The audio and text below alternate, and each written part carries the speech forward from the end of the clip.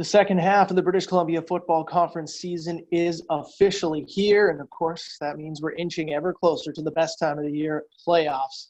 What's up, guys? DOMINIC Abassi here, as always, for the British Columbia Football Conference. And again, I say it every week, but another weekend filled with really intriguing matchups. And we got a couple of 2 p.m. kickoffs on Saturday to get things underway, and that includes what I think is the game of the week for my money. All of the games this weekend are rematches of the Week 1 head-to-head battles, and the game of the week for me, the Langley Rams visiting the Vancouver Island Raiders.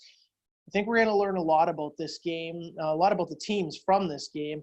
Coach Howie Zarin has really been piling the praise onto the Raiders, especially in his conversation with myself and Curtis Visa this week. He just was talking about how he's seen that team gel and grow and really likes a lot of the things that they're doing, especially on the defensive side of the ball. Now, a head coach blowing a bit of smoke towards his opponents to kind of puff them up a bit, that's not an unusual tactic, and I think a bit of that is at play, but I also think there's truth behind it. Howie believes it because it's a fact. The Raiders are gelling, they're improving, and they're continuing to grow and escalate their play this season.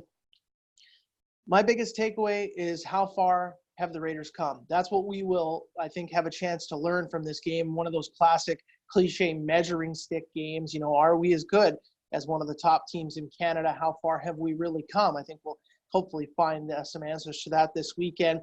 And really just some of the best athletes in the entire league on the field. You got your two league leaders in touchdowns in Andrew Pockernick and Mike West from the Rams and the Raiders respectively. 4 of the top 5 receiving yards receivers in the league in this game, and some of the best individual defenders as well. So plenty to be excited about in Caledonia Park on Saturday afternoon. The other 2 p.m. game on Saturday, the Kamloops Broncos hosting the Okanagan Sun. Really, unfortunately, not a ton of intrigue here. I don't think this game will go any way other than exactly how we expect it will, but I know Jamie Borum is going to be pushing his club because he was taking no joy in the fact that they took the Rams right to the wire last week and only lost by 4 points to the undefeated Langley team. He said, nope, not good enough. No excuses, no more, oh, we were close. I want to see this team really lay it out there, and let's see what we have. So I would expect the Sun to come in pretty hot in Kamloops.